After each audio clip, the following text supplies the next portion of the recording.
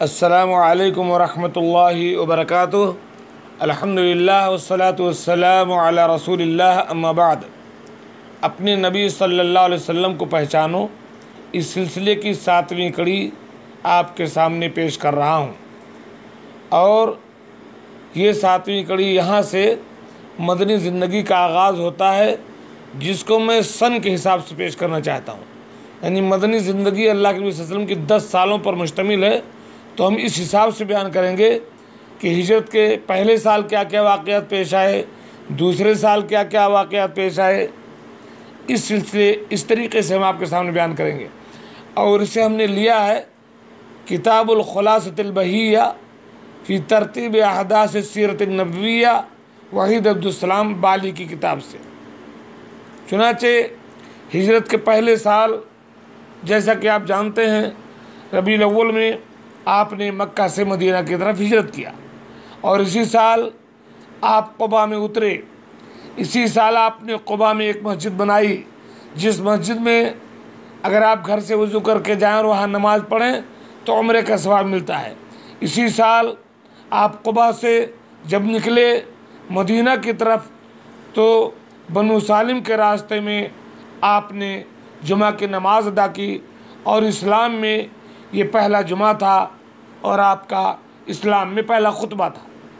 اسی سال اللہ کے نبی صلی اللہ علیہ وسلم گویا کہ ابو ایوب انصاری کے مکان میں ٹھہرے۔ اسی سال ہجرت کے پہلے سال ہی مسجد نبوی کی تعمیر ہوئی۔ ہجرت کے پہلے سال ہی مسجد نبوی کے ارد گرد آپ کی بیویوں کے لیے کمرے بنائے گئے۔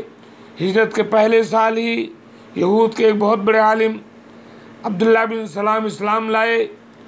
ہجرت کے پہلے سال ہی اللہ کے نبی صلی اللہ علیہ وسلم نے اپنی بیٹیوں کو اور اپنی بیوی سودا بنت زمعہ کو ابو رافع اور زید بن حارثہ کو بھیج کر کے مکہ سے مدینہ بلوا لیا۔ البتہ آپ کی بیٹی زینب ابھی تک مکہ ہی میں تھی۔ اسی سال حضرت ابوبکر کے خاندان کے، ان کے گھرانے کے تمام لوگ ہجرت کر کے مدینہ آ گئے۔ اسی سال حضر میں نماز بڑھا دی گئی 2 رکعت، یعنی سفر میں 2 رکعت تھی تو اب آدمی حالت اقامت میں 4 رکعت کر دی گئی۔ پہلے سفر اور حضر دونوں میں 2 رکعت تھی، لیکن ہجرت کے پہلے سال میں جو حضر کی نماز ہے، یعنی اقامت کے جب آپ سفر میں نہیں ہوتے تب جو ہے قصر نہیں کرنا ہے، سفر میں قصر کرنا ہے، اس کا حکم ہو گیا۔ اور اسی سال مہاجرین میں حالت اسلام میں ہجرت کے بعد پہلے بچے پیدا ہوئے عبداللہ بن زبیر، اور اسی سال ہجرت کے بعد انصار میں پہلی ولادت ہوئی نعمان بن بشیر کی، اور اسی سال وفات ہوئی کلثوم بن حدم اور اسد بن زرارہ رضی اللہ عنہما کی۔ اور اسی ہجرت کے پہلے سال اذان شروع ہوئی، اس سے پہلے اذان نہیں ہوتی تھی۔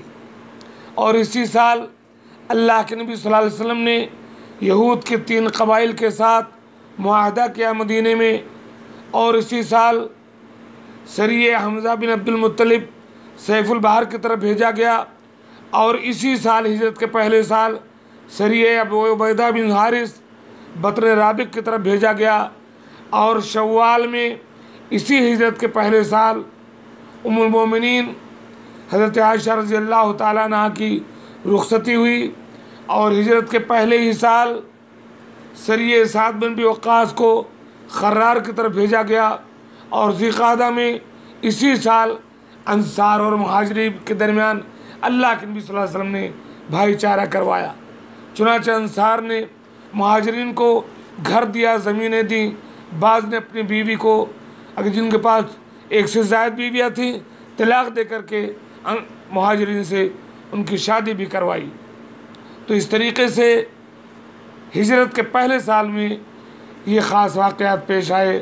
اللہ تعالی ہمیں سیرت نبوی کو پڑھنے کی، سمجھنے کی اور اس کے مطابق عمل کی توفیق دے، آمین۔ السلام علیکم ورحمۃ اللہ وبرکاتہ۔